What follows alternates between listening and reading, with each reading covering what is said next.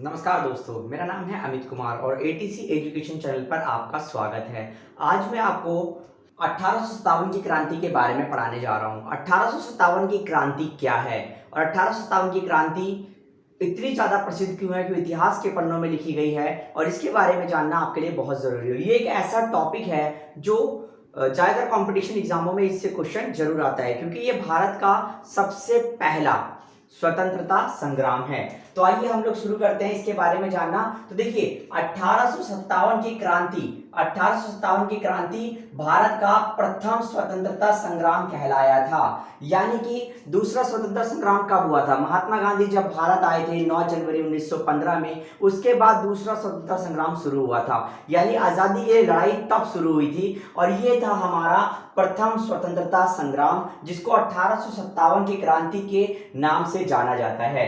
1857 की क्रांति आखिर शुरू क्यों हुई? क्योंकि कोई भी जो बातें होती हैं, जैसे कि अगर मैं बता दूं, कोई भी घटना के पीछे कोई ना कोई रीजन जरूर होता है। जैसे मान लीजिए कोई पुल बना है, तो पुल बना और एकदम से गिर गया, इसके पीछे कोई ना कोई रीजन जरूर होगा। हो सकता है कि जो बिल्डर है उस बिल्डर ने उसमें सही से माल नहीं डाला है, या मसाला वसाला सही से नहीं डाला है, सीमेंट वेमेंट सही से नहीं डाला है, तो वो क्या हो गया, गिर गया। यानी कोई ना कोई रीजन रहा है उसका। और 1857 की क्रांति जो हुई है ना, उसका भी एक बहुत बड़ा रीजन रहा था। और ये रीजन कोई 1 2 10 साल 20 साल का नहीं था, ये रीजन था अब से 100 साल पहले का। यानी आखिर ये क्रांति क्यों हुई? क्रांति होने का सबसे बड़ा कारण था, यानी इसकी जो शुरुआत थी वो 100 साल पहले ही शुरू हो चुकी थी, 1757 में। आप लोग बहुत अच्छे से शायद जानते होंगे कि 1757 में, यानी कि 1857 से 100 साल पहले, आप देख लीजिए यहां से कितना साल बन रहा है, 100 साल। 1857 से 100 साल पहले 1757 में भारत में एक युद्ध हुआ था जिसका नाम था प्लासी का युद्ध। प्लासी का युद्ध। और प्लासी के युद्ध के बाद अंग्रेजों को इसमें जीत मिली थी और जीत मिलने के बाद अंग्रेजों ने लगातार भारत के ऊपर अपना शासन करना, यानी शासन में दबाना हमें शुरू कर दिया था। आप लोग जानते हैं कि अब यहां से 100 साल हो चुका है। अब अंग्रेजों ने यहां पे पहली बार जीत हासिल करी। पहली बार जीत हासिल करने के बाद अंग्रेजों ने लगातार हमारा शोषण किया और ये समझ लीजिए कि एक पाप का जो घड़ा था वो अंग्रेज भरते गए। अब आपको पता ही है कि अगर कोई घड़ा है, जब उसको किसी चीज से भरा जाएगा तो जाहिर सी बात है कि एक समय ऐसा आएगा कि वो फुल हो जाएगा और फिर उसे टूटना पड़ेगा। अब सेम चीज यहां पर थी 1857 की क्रांति के बाद में। 1757 की क्रांति के बाद में बहुत ही खतरनाक तरीके से हमारा शोषण करना, यानी भारतीय लोगों का अंग्रेजों ने शोषण करना शुरू कर दिया था। और इसलिए अब लगातार उन्होंने 100 साल तक आखिर बहुत सारे ऐसी कंडीशंस उत्पन्न कर दी होंगी, हमारी हालात ऐसे उत्पन्न कर दिए होंगे जिसमें हमें गुस्सा आया, क्रोध आया, और उस क्रोध को लेकर हमने क्रांति की। और 1857 की क्रांति जो थी वो क्या कहलाई, हमारा प्रथम स्वतंत्रता संग्राम कहलाई। तंग आ चुके थे ना अंग्रेजों से, तो अब हमें क्या करना था कि अंग्रेजों को यहां से भगाना था। लेकिन ये क्रांति जो आई, इसके पीछे कई कारण हैं, जैसे कि मैंने यहाँ पे आपको लिख रखा है। देखिए सबसे पहला कारण क्या है, यहाँ पर राजनीतिक कारण, यानी कुछ राजनीतिक कारण रहे इन 100 सालों के अंतर्गत जिसको लेकर 1857 की क्रांति हुई है। और भी देखिए क्या कारण रहे, धार्मिक कारण। कुछ धार्मिक कारण ऐसे रहे हैं जिसकी वजह से क्या हुआ है कि 1857 की क्रांति हुई है। और हुई है आर्थिक कारण, और सबसे लास्ट में है सैनिक कारण, जो कि सबसे मेन कारण यहां पर मानी जाएगी। इस 1857 की क्रांति का सबसे महत्वपूर्ण कारण अगर कुछ है तो सैनिक कारण। तो सैनिक कारण जो है वो सबसे ज्यादा महत्वपूर्ण कारण माना गया है। तो अब मैं आपको बताता हूं, देखिए राजनीतिक कारण उस समय पर क्या हो सकता है। यानी राजनीति की मैं अगर बात करूं तो शासन, प्रशासन की बात की जाती है। अंग्रेज लोग अपना प्रशासन चला रहे थे और भारत में उस समय राजा और मुगल बादशाह रहा करते थे, तो वो लोग अपना शासन चलाया करते थे। लेकिन अब दोनों ही आ चुके हैं। आप देखिए भारत के राजा महाराजा अलग, ऊपर से अंग्रेज जो थे वो अलग। अंग्रेज चाहते थे कि हम शासन चलाएं और भारत के राजा महाराजा चाहते थे हम शासन चलाएं। तो जब अंग्रेजों ने हमारे ऊपर दबाव डालना शुरू किया, हमारे राजाओं के ऊपर दबाव डालना शुरू करा, तो राजा लोग क्या होने लगे, राजा लोगों का शोषण होने लगा और ये पूरी तरीके से अपने आप को बचा नहीं पा रहे थे अंग्रेजों से। और धीरे धीरे राजाओं का और अंग्रेजों का विवाद क्या होने लगा, बढ़ने लगा। अब यही विवाद क्या बना, राजनीतिक कारण बना। मैं आपको इसके बारे में अभी डिटेल में समझा दूंगा। उसके बाद था धार्मिक कारण। आखिर ये धार्मिक कारण क्या था, कुछ अंग्रेजों ने कुछ ऐसे नियम लागू करे जिससे हमारी धर्म को सीधा ठेस पहुंची थी। आप लोग अच्छे से जानते होंगे कि कोई हमें पीट ले, मार ले, हम सहन कर लेंगे, लेकिन अगर कोई धर्म के बारे में कुछ कहेगा ना तो वो हमसे सहन नहीं होगा। कई बार होता है ना कि पहले, अब तो चलो फिर भी धर्म के बारे में लोग सुन लेते हैं और चुप हो जाते हैं, लेकिन पहले के टाइम के लोग धर्म के बारे में एक शब्द भी उल्टा नहीं सुन सकते थे। तो उनका खून खोला होगा, जाहिर सी बात है। अब धर्म को लेकर जो धर्म गुरु थे, कौन थे, धर्म गुरु। धर्म गुरुओं ने क्या करा, अंग्रेजों के खिलाफ आंदोलन शुरू कर दिया, अंग्रेजों के खिलाफ बोलना शुरू कर दिया, और ये भी एक कारण बना 1857 की क्रांति का। अब देखिए, आर्थिक और सामाजिक कारण था। समाज के अंदर बहुत ही अलग अलग प्रकार की गतिविधियां इन्होंने की थी। और आर्थिक कारण का मतलब अगर मैं आपको समझाऊं तो अंग्रेज हमसे जबरदस्ती कई प्रकार के काम करवाते थे, जैसे जैसे नील की खेती करवाना, या जैसे अनेक प्रकार की खेती करवाना, या ज़्यादा लगान वसूलना। ये इस तरीके का इन्होंने हमारा आर्थिक शोषण किया है और सामाजिक शोषण भी किया है। उसके बाद था सैनिक कारण, यानी सेना के साथ में जो अत्याचार हुए हैं, सेना के साथ में जो उनका जो शोषण हुआ है, यही शोषण बाद में 1857 की क्रांति का सबसे बड़ा कारण बनेगा। तो चलिए हम लोग जानते हैं राजनीतिक कारण के बारे में, फिर धार्मिक कारण के बारे में, फिर आर्थिक कारण के बारे में, और लास्ट में जानेंगे हम लोग सैनिक कारण के बारे में। लेकिन उससे पहले मैं राजनीतिक कारण के बारे में अगर आपको बताऊं तो अंग्रेजों के बारे में तो आप समझ ही गए होंगे कि अंग्रेज भारत में थे और उन्होंने ही उन्हीं को भगाने के लिए हमने 1857 की क्रांति की थी।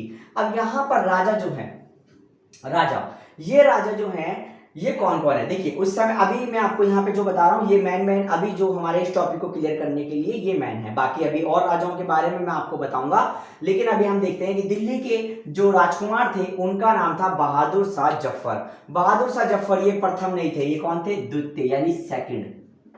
बहादुर शाह जफर सेकंड थे ये, और ये दिल्ली के राजगद्दी यानी लाल किले में रहते थे, और दिल्ली पर शासन करते थे। और दिल्ली आपको पता ही है कि 1911 में अब राजधानी बनी थी, लेकिन उस समय राजधानी नहीं थी, लेकिन दिल्ली लाल किले के रूप में अब जानते हैं कि बहादुर शाह जफर वहां पर रहते हैं, तो एक बहुत ही बड़ा प्रशासनिक केंद्र था वो।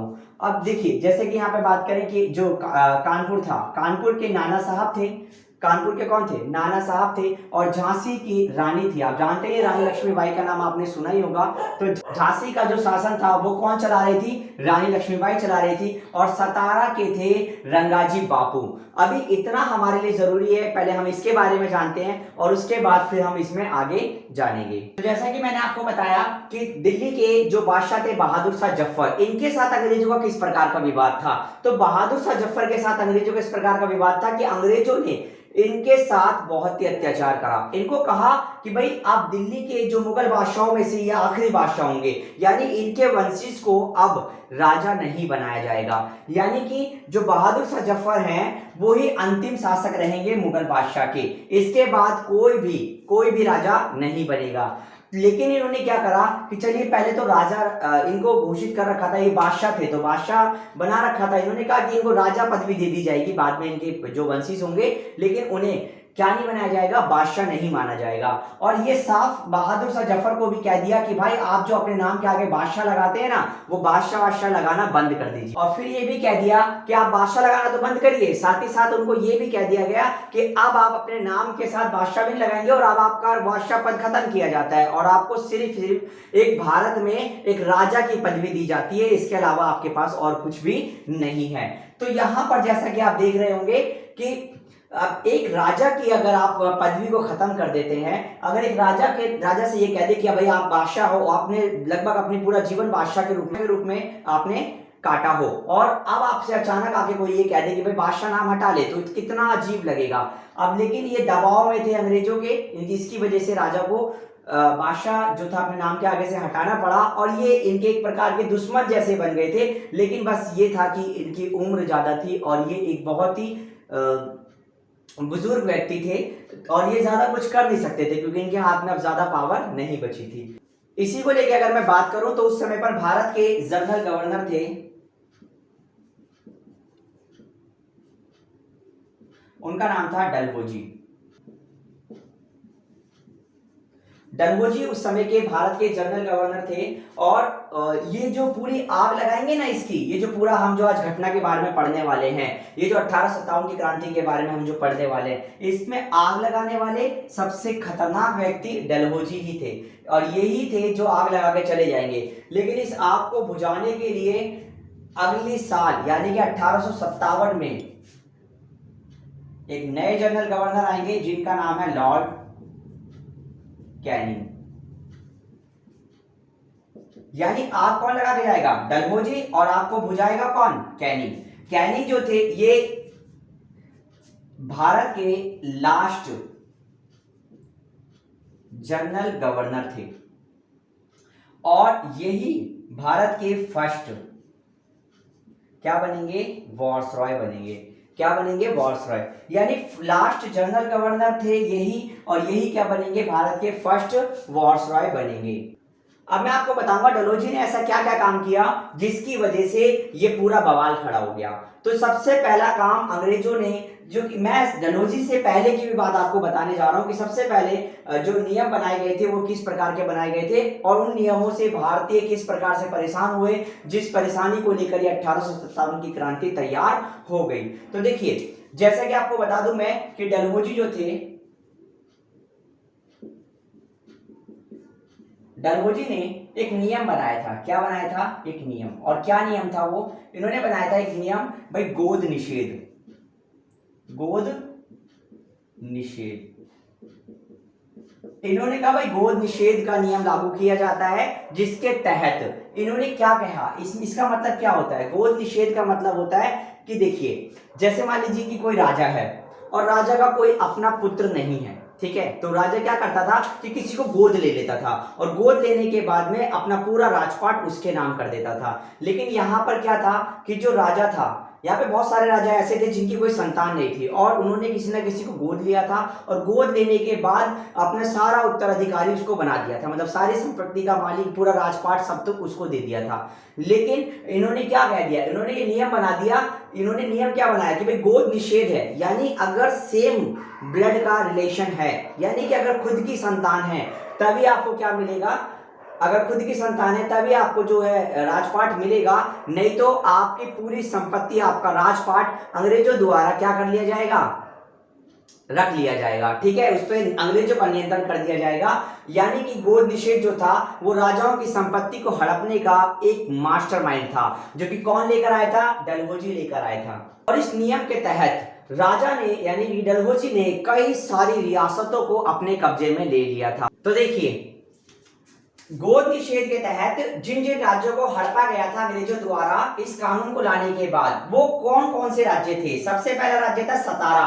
पेपर में कई बार क्वेश्चन आया है कि गोद निषेध के द्वारा हड़पा गया पहला राज शासन कौन सा था? तो वो था 1848 का। उसके बाद में जेतपुर, संबलपुर को हड़पा गया था 1850 में, उदयपुर को हड़पा गया था 1852 में, उसके बाद झांसी को 1853 में और नागपुर को 1854 में। और इस तरीके से भारत के अंदर राजाओं की संपत्तियों को, राजा के राजपाट को अंग्रेजों ने गोद निषेध के तहत बड़े पैमाने पर अपने कब्जे में लिया था, क्योंकि ये वो सारे राज्य थे जिनके पास अपने खुद के संतान नहीं थी। इन्होंने गोद लिया था, लेकिन राजा महाराजाओं के गोद लेने वाले जो तरीका था ये उन्होंने क्या कर दिया? निषेध कर दिया था इस कानून के तहत, जिसमें इन्होंने साफ कहा था कि अगर आप गोद लेते हैं किसी पुत्र को तो वो आपको उसका राजपाट नहीं दिया जाएगा, ठीक है। तो ये सारी चीजें इसके अंतर्गत थी। इसके अलावा भी उन्होंने बहुत तरीकों से राजा महाराजाओं की संपत्तियों को हड़पा था।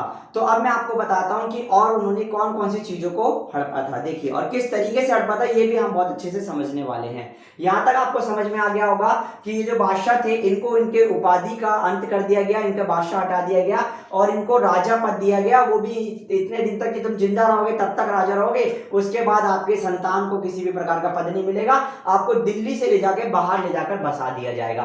जो नाना साहब थे, ये झांसी की रानी थी, ये रंगाजी बापू थे, इन सब के इन्होंने गोद निषेध का लगाकर क्या कर दिया? इनकी पेंशन बंद कर दी।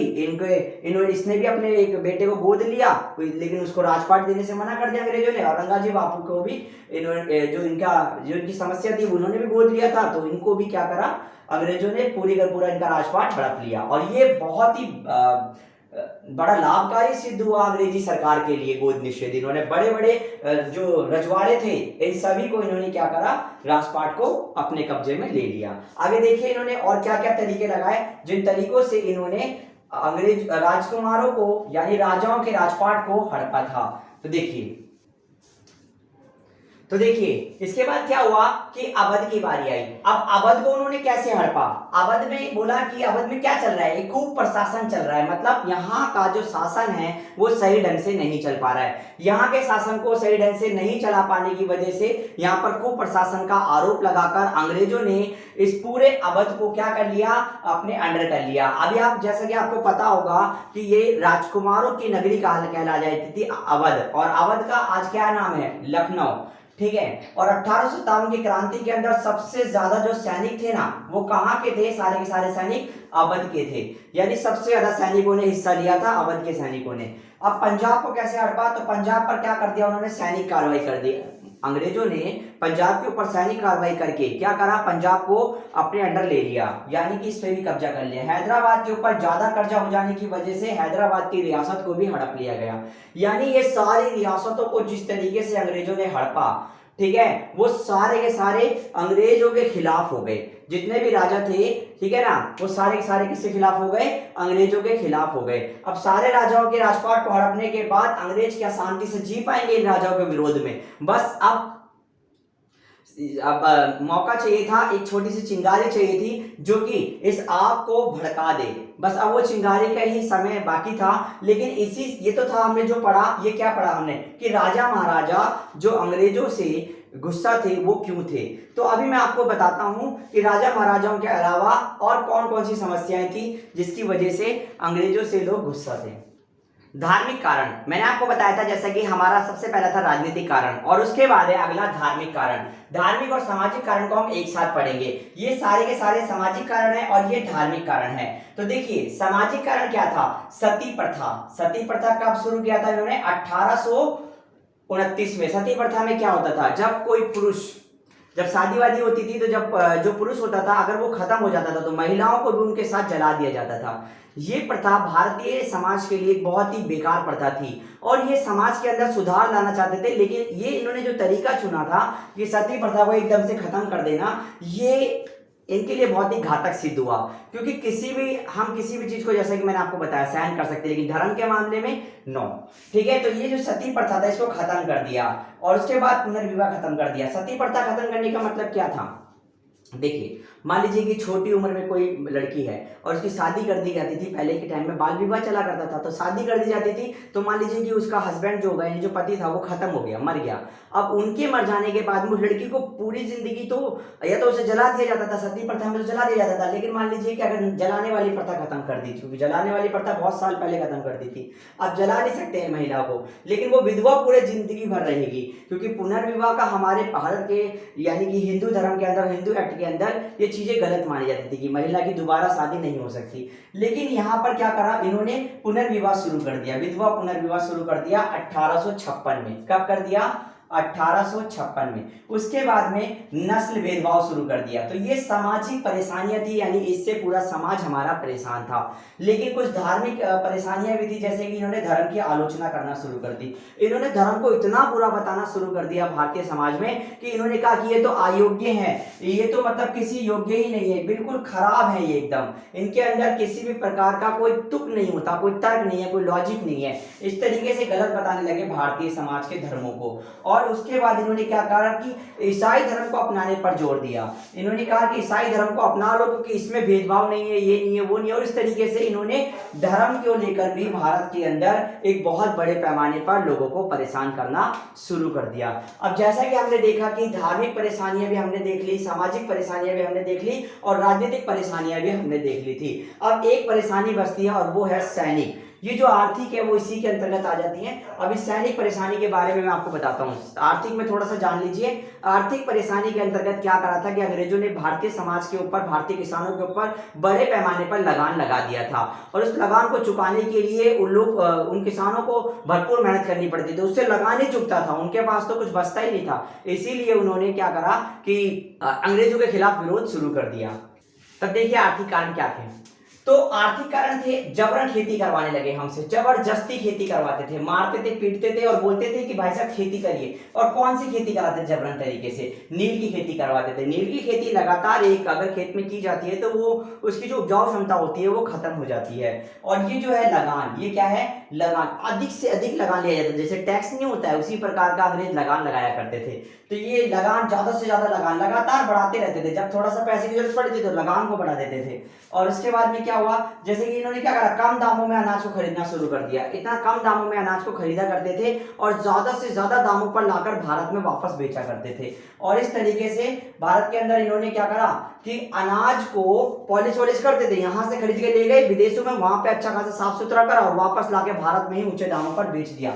और इस तरीके से सारा धन हमारा कहां चला गया? विदेशों में चला गया और ले जाकर देना पड़ गया भारत के लोगों को। तो ये भी किसान भी इससे बहुत ज्यादा परेशान थे, जिनको आंदोलन में 1857 क्रांति में जिन्होंने बढ़ चढ़कर हिस्सा लिया।